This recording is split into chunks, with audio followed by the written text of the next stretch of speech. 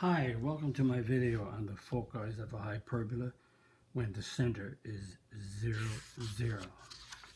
In the previous unit on Algebra 2, we talked about conics of the circle, the ellipse, and the hyperbola, but in that unit in Algebra 2, we didn't have the foci in it. So now I will do a video or videos on the hyperbola with the foci in there.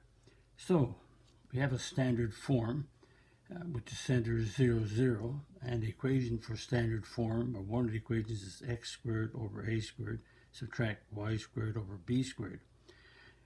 Notice that if you let y equal 0, then you get x squared over a squared equals 1. So x squared equals a squared, and you have the x-intercepts is plus or minus a. So what we have is we have a and we have a negative a. So these are the vertices. They're also called the vertex 1 and vertex 2, but they're also called they're the vertices of the parabola. They're also called the x-intercepts because the center is 0, 0, which is right here. So these are the x-intercepts or the vertices. And so the vertices are V is plus or minus a, which means you have a comma 0 and you have negative a comma 0. So these are the vertices. And because the y has the negative with it, there's no y-intercept, so the parabola only cuts the x-axis because it's with the positive. So if you let x equal 0 and solve this equation for y, you'll get y squared equals a negative b squared, and the square root of a negative number is imaginary, so it has no y-intercepts. So it has x-intercepts but no y-intercepts. What happens too is that because this is x-intercepts, this is the transverse axis. So the transverse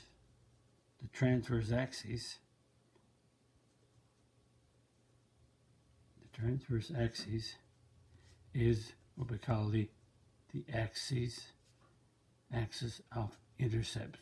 So that's where the parabola cuts the axis. And the transverse axis in this case is horizontal. And that means its transverse axis is x equals 0 because it goes through the center. X equals 0. Sorry, transverse axis is horizontal, so it's not x equals 0, it's y equals 0.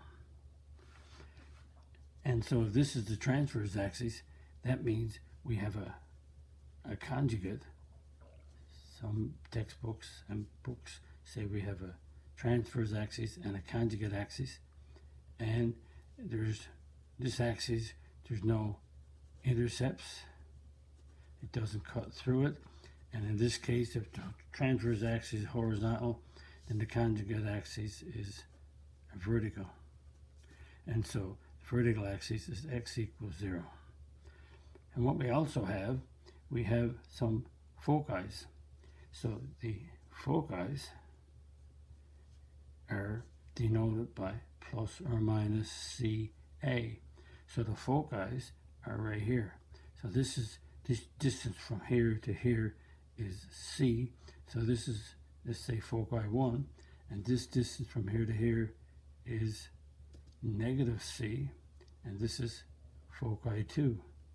So the foci are plus or minus C. Notice the foci are further away from the center. Vertices are closer, the foci are further away. And if I draw a picture of this, we have x-intercepts of plus or minus a. So the y when we calculate it is plus or minus b. So if we go up here and say this is b and this is negative b, even though the graph won't intersect it, these are the points that are on the y-axis, plus or minus b, the square root of whatever this number is here.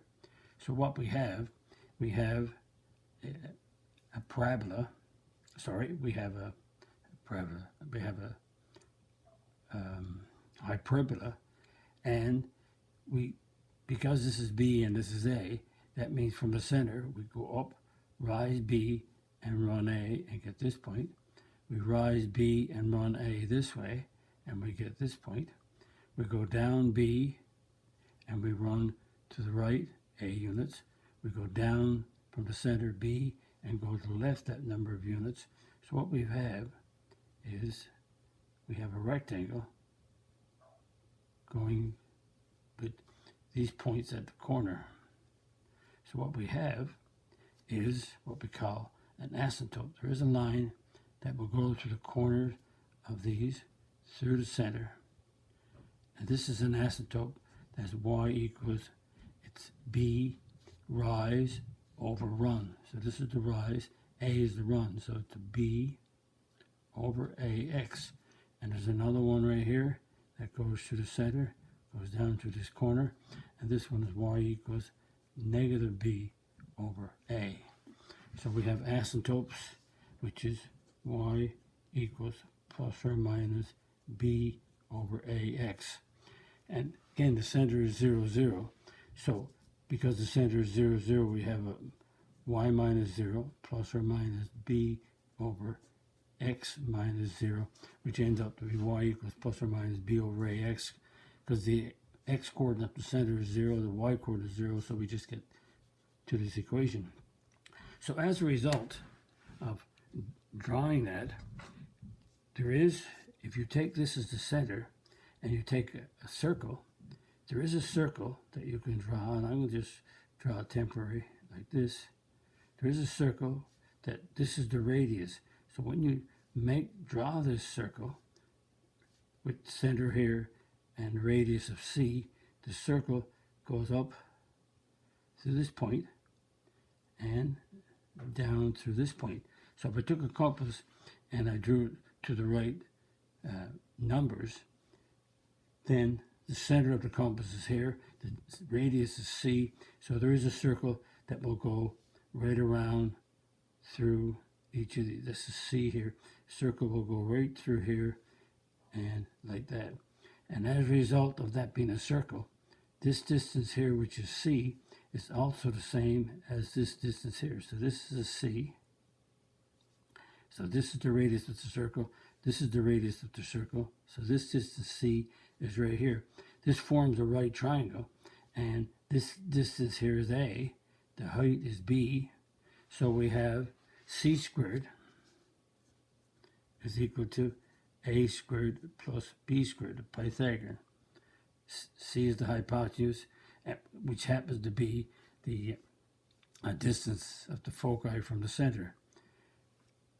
And we have the asymptote foci. And also, if you take this point and you draw, I'm going to draw a different, I'm going to draw this one now. If you draw a segment from the first focus, or the first focus is here. So if you draw this segment here, and you draw another segment going from the point, if you take this point to be x comma y, and you draw this segment, so it's the distance of PF2 minus PF1, if you subtract them, would be the distance of the 2A from here to here between the vertices. So the vertices, this vertex is A, this one is negative A, the distance is double the A value. So that means that PF2 or 1 minus PF1 equals 2A. A is the distance between the vertices. So the distance between the vertices is 10, and PF2 minus PF1 equals 2A. Now it could be PF1 minus PF2. It don't make any difference because you talk about the absolute value of that distance. So if this one is larger and this one is smaller and you subtract them, you get a negative. Then we don't talk about the negative, we talk about the absolute value. And we also have an eccentricity. Eccentricity is the C over, in this case, the A.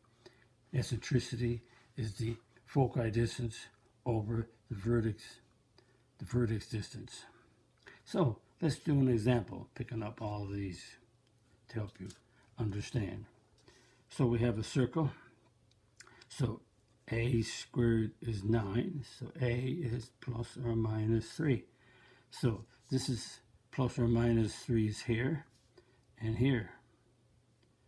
So that means that that's plus or minus 3, 0. So when you let y equal 0, a is plus or minus 3.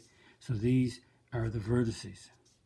So the vertices, so there's one vertex right there, and there's another one right there at 3 and a negative 3. Now, b squared is 16, so that means that b is plus or minus 4.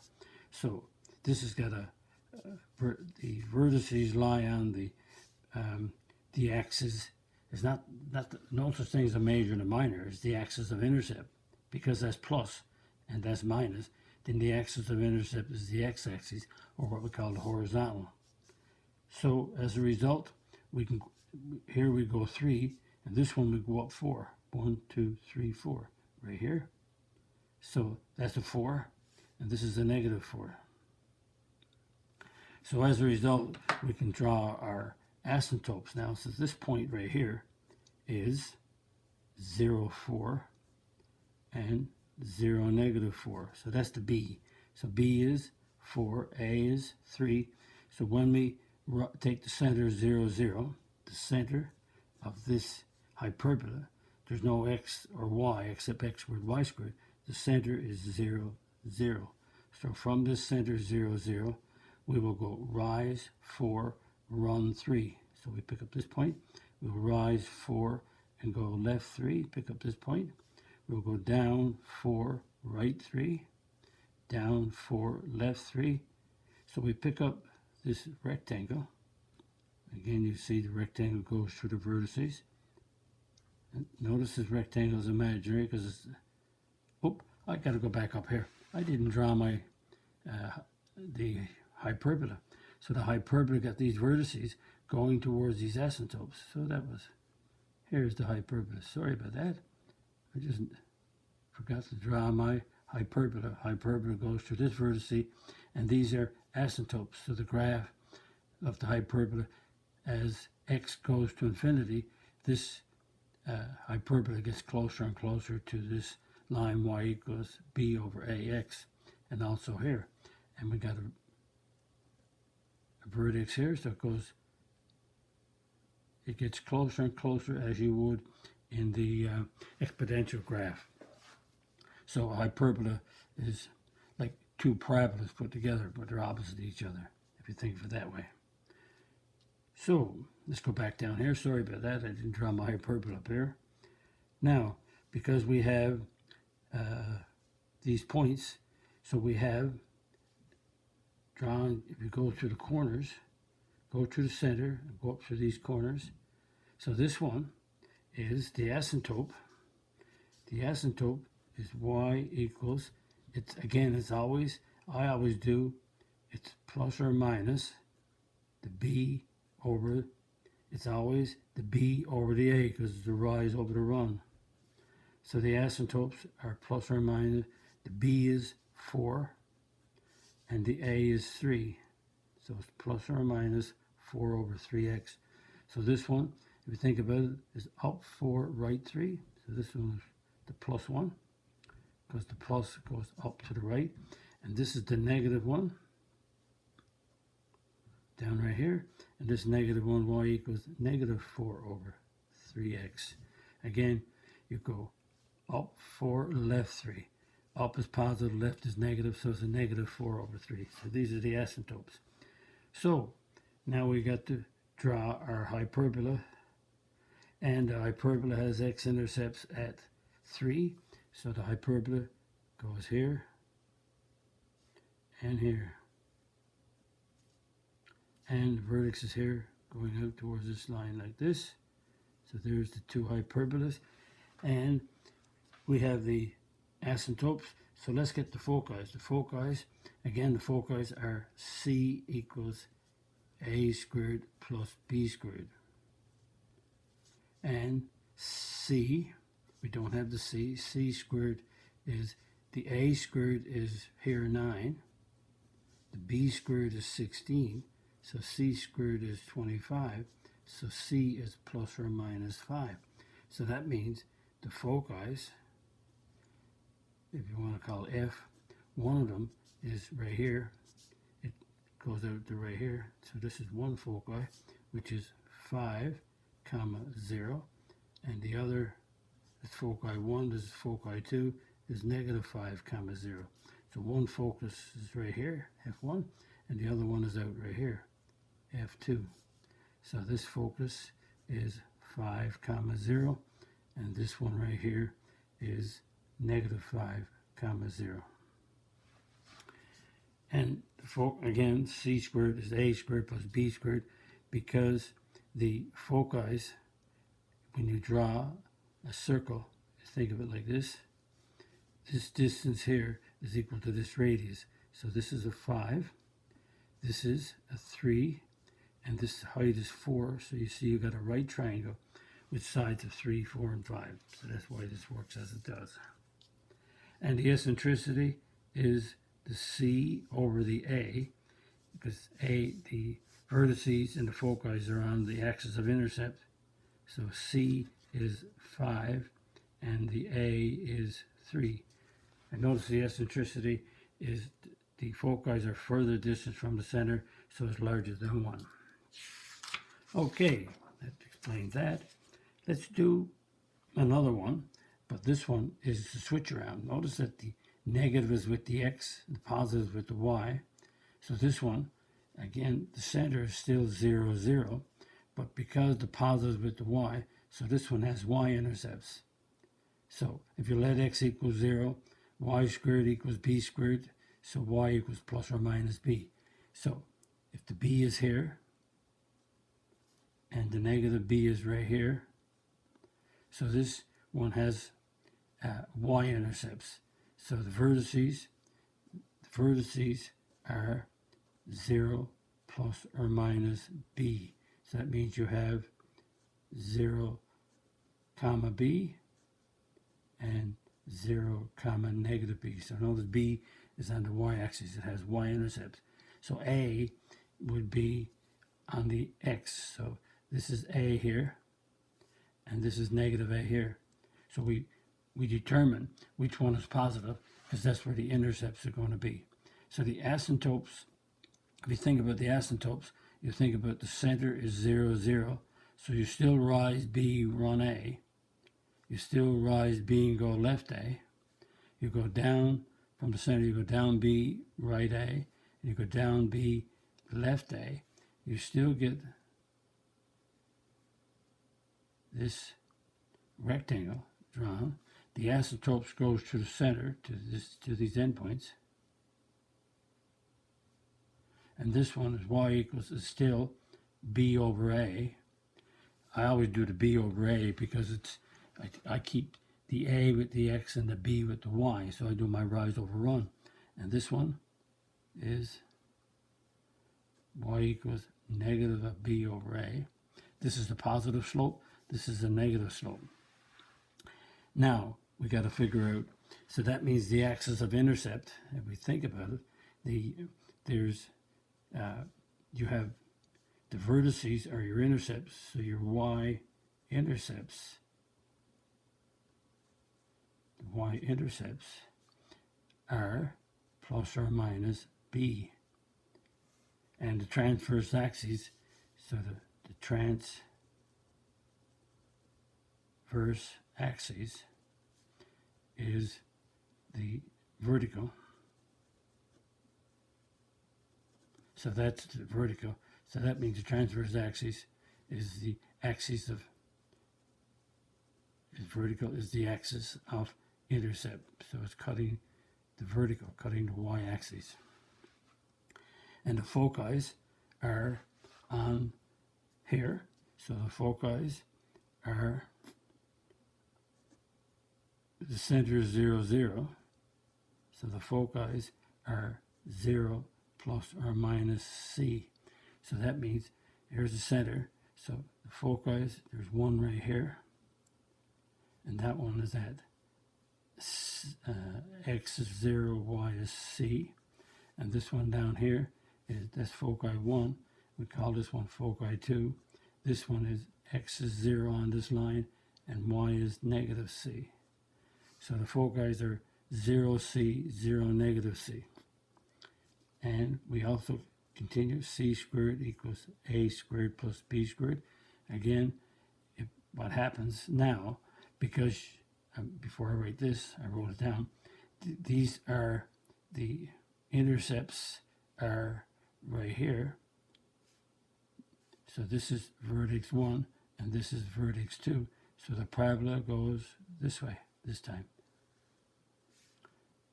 The parabola opens this way from the vertex towards the asymptotes. So the further x goes out, the further this gets closer and closer to this asymptote. And the further x goes this way, it gets closer and closer here, and it gets closer and closer right here.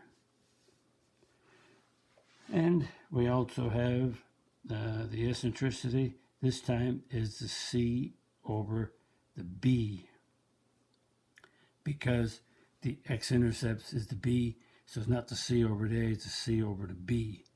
Again, horizontally, it's a c over a, but this time the axis of intercept is the vertical, so it's a c over the b. So let's work this one out. So notice the y is positive, so a squared with the x, so a squared is 36, so a is plus or minus 6. So b squared, b is with the y, so b squared is 64. So b is a plus or minus 8. So we got y-intercepts, which is the b of plus or minus 8. So the y-intercepts is 8, which is right there. So this is 0, 8. So that's one vertex. And we have down here, we have x is 0, negative 8. So this is the other vertex. So this is vertex 1, vertex 2, vertex 1, vertex 2. And this is on the y, because it says the y-intercepts. So a is 6. So we move over here 6, right here, and right here. So that's 6, comma 0. And this is negative 6, comma 0. So if we do the center, excuse me, the center is 0, 0. C is for center. The center is 0, 0 right here. So when you rise 8 and run 6. So you rise 8 and you run 6. So there's right here. Rise 8 and go 6 to the right. You rise 8 and go 6 to the left. You go down 8 and run 6 to the right. You go down 8 and run 6 to the left. So you join those up and you get the corners of the rectangle. There they are. So the asymptotes will go through the center up to those corners. So this one is y equals, so it's the b, y equals the b over the ax. So b is 8 over x is 6x. So it's 8 over 6, or you could have 4 over 3x. And this one is the negative one. So this one is y equals negative 8 over 6x, or y equals negative 4 over 3x. So we have the vertices. Again, the vertices are the x, so it's a plus or minus 6, comma 0, which means the vertices are 6, comma 0. Oh, did I say 6? The vertices 8. You gotta be careful. Plus or minus 8, because the vertices are the intercepts. So it's 8, comma 0, negative 8, comma 0. So this is vertex 1, vertex 2. And we have the transverse axis is the y-axis, axis of intercept. So we need to get, so these are the vertices.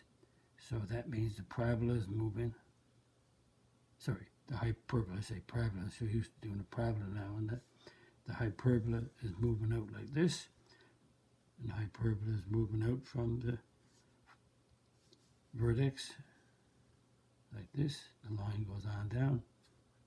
So there is the hyperbola. Careful if I say the wrong word, just say, okay, he means that we're doing the hyperbolas. Even though I might say parabola, might say ellipse, I get mixed up in my words at times. So we have c squared is a squared plus b squared. So we have a squared is 36, b squared is 64, c squared is 100, c is plus or minus the square root of 100, which is plus or minus 10. So the c is on the axis of intercept. So that means that if we extend this up here, up like this, that's an 8, it's 9 right here. So we make this foci right here, this one right here, this is 0, 10. And we extend this down here, this one is 0, negative 10. So this is foci 1, and this is foci 2. So the foci are 0, 10, and F2 is 0, negative 10. And the eccentricity, E is equal to C over A or C over B, because the axis of intercept is the Y, is the C over B. So C is 10, and the B is 8, and 8 over 10 is 5 over 4 when you reduce it. Or it could be a decimal, could be 1 1/4, could be 1.25, don't make any difference. But again, notice that the foci are further away. This is center. The vertices are first, the foci are second. And that means that if you think about it, and I didn't do it up here, PF1 minus PF2, make that PF2, PF1 minus PF2, the axis of intercept is the B, so it's equal to 2 times B. It's the distance from here to here. This is positive B, this is negative B, so the distance is twice B. And so PF1 minus PF2 is 2B, so B is 8, so 2 times B is 2 times 8, so PF1 plus PF2 is a 16. So that explains how the hyperbola is drawn with the asymptotes, etc., etc. And hopefully that'll help you understand about the parabola. And again, if you like my video, click the like button, click the subscribe button. If you're not a subscriber, visit my math website, www.mathfullyexplained.com, to find more information about me, my videos, and the content. That's the content on my YouTube channel called Math Fully Explained. And notice Math Fully Explained is one word on my YouTube channel. Thank you for viewing my video. Hope the video helped you. Bye-bye.